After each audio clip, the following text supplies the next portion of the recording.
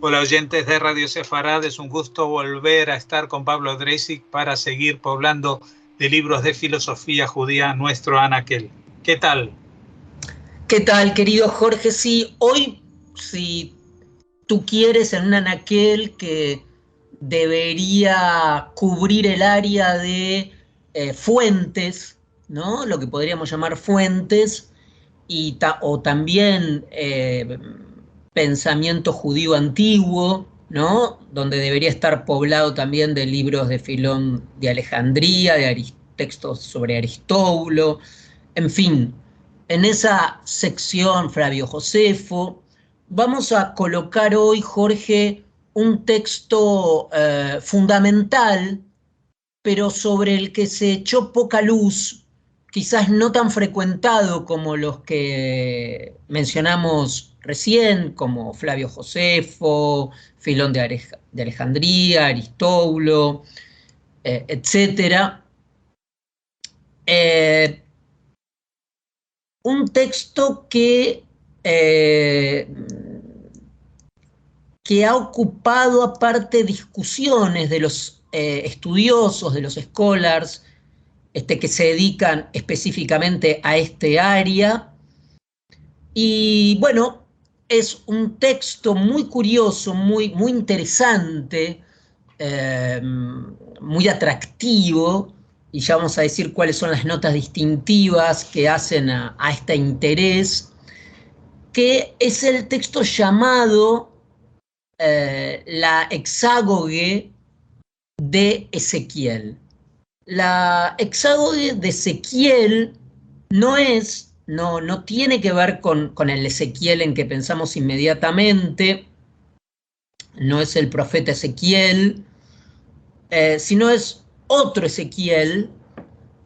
llamado justamente Ezequiel el Trágico o Ezequiel el Dramaturgo, que floreció en la zona de Alejandría. Hay una discusión si siglo II antes de Cristo, siglo III antes de Cristo o antes de la era común, y que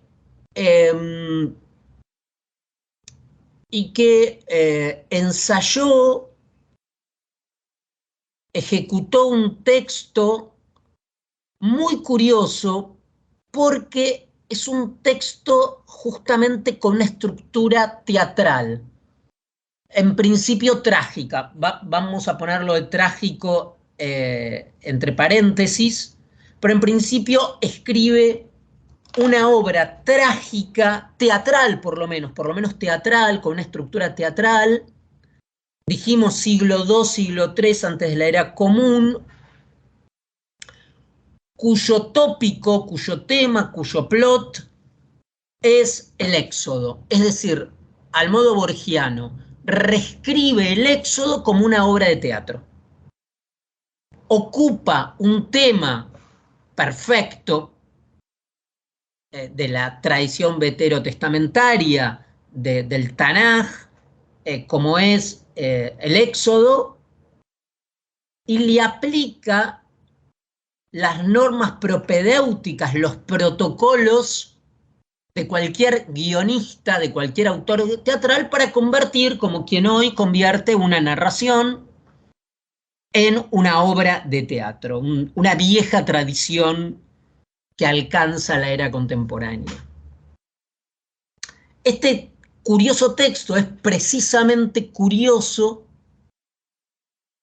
porque no tenemos para esta época y en esa zona ni tantas tragedias o obras de teatro o dramas, ahí ya hay toda una discusión, y menos todavía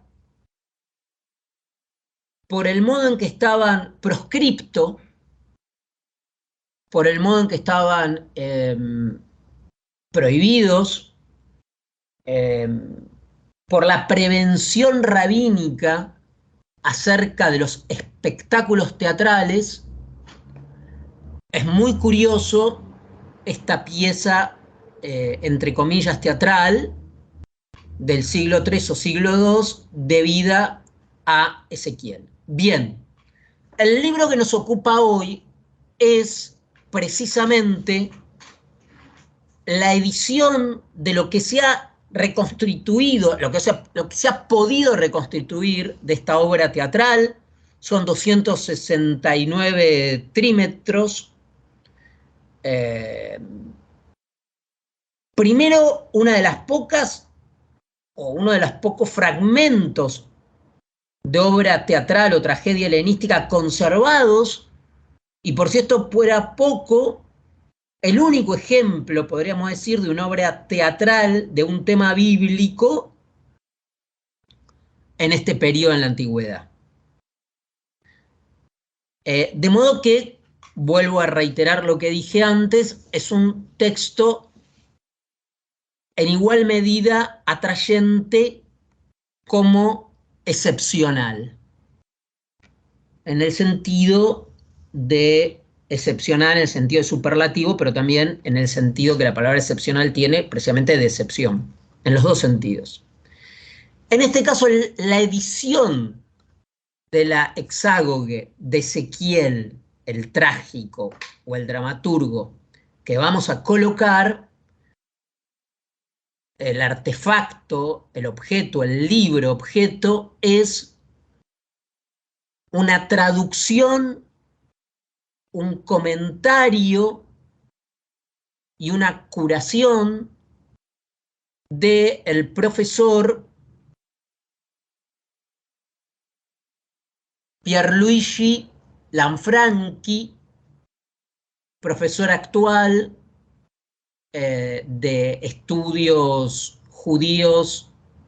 antiguos, de la antigüedad, del pensamiento judío antiguo, en la Universidad de Marsella, la Universidad Aix-Marseille.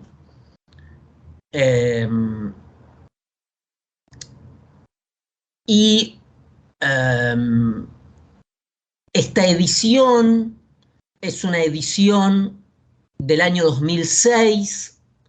editada por Leiden, editada en Leiden, en los Países Bajos,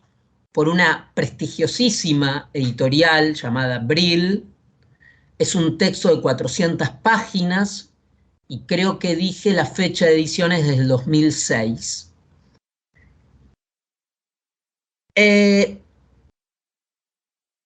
Lo interesante, además de que el profesor Lanfranchi,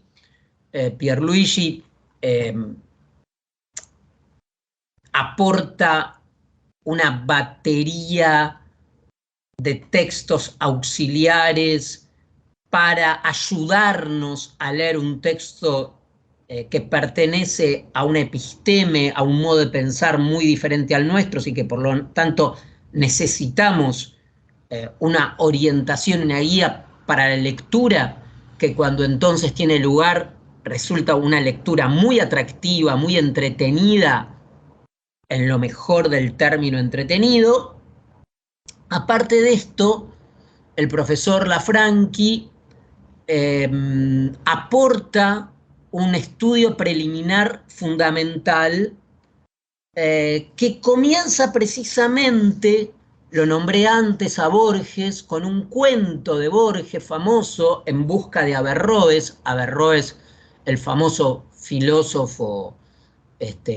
árabe Ibn Rushd, el filósofo aristotélico. Un cuento de Borges donde Borges imagina a Averroes frente a una situación determinada, sin posibilidad de captar una situación, porque Averroes está privado, carece, no dispone de la noción de tragedia y la de comedia. Desconoce el sentido verdadero de las palabras tragedia y comedia, porque la experiencia del teatro para él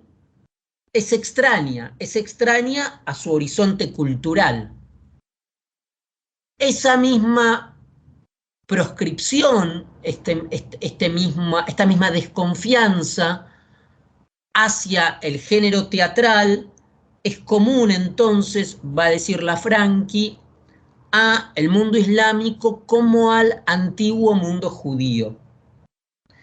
Esta reprobación de los rabinos del género teatral es una proscripción importante, aunque es muy curioso que en la Biblia, en el Tanaj, se registran espectáculos, sobre todo coreográficos. Hay que pensar solamente en los festejos en los que participa el rey David, pero como tal, como género teatral, está ausente en toda la tradición del Tanaj. En cambio, el género del teatro le pertenece, su invención, a otro pueblo, el pueblo griego. Lanfranchi apunta a que la creación no la creación, el despliegue, diríamos, de puestas de teatro tienen lugar recién en el siglo XVI en el ámbito cultural de los ashkenazis del norte de Italia, que desarrollaron un tipo de teatro particular a partir de las tradiciones medievales de, valga la redundancia, de las representaciones del Purim. O sea, a partir de las representaciones del Purim medievales, en el siglo XVI, los ashkenazis del norte de Italia comienzan a cultivar el género teatral, que por supuesto sabemos que luego tiene un destino relevante, expandiéndose y dando lugar a un teatro judío español en los Balcanes, luego el teatro judeo-árabe en el Magreb, el teatro yiddish, primero en Europa del Este, después en Inglaterra y luego en los Estados Unidos. De modo que le sirve a Lanfranchi para sostener de manera contraria a quienes fijan el nacimiento del teatro solo en el siglo XVI, que ya en el mundo judío antiguo, estamos hablando del siglo II, siglo III antes de la era común, hay un género teatral tal, y no dije el libro, el título del libro de la Hexágoge de Ezequiel, el título de la traducción del profesor Lanfranchi es Le Hexagoge de Ezequiel Le Tragique. Según nuestro estudioso, entonces, todo esto daría pábulo a la tesis de que efectivamente hay presencia y conocimiento y cultivo del género teatral mucho antes del Renacimiento en el mundo judío. Ahora, y para ir terminando, la otra tesis fuerte del texto de la Hexágoge, que en realidad son fragmentos y que los tenemos por un escritor cristiano de la época, por Eusebio Cesarea, en sus Praeparatio Evangelica, a partir de citas, o sea, que es todo un trabajo el haber reconstituido esta Hexágoge, esta versión teatral del Éxodo de Moisés, pero lo que le sirve al autor, esto que ha sido reconstituido y en este caso puesto en francés, es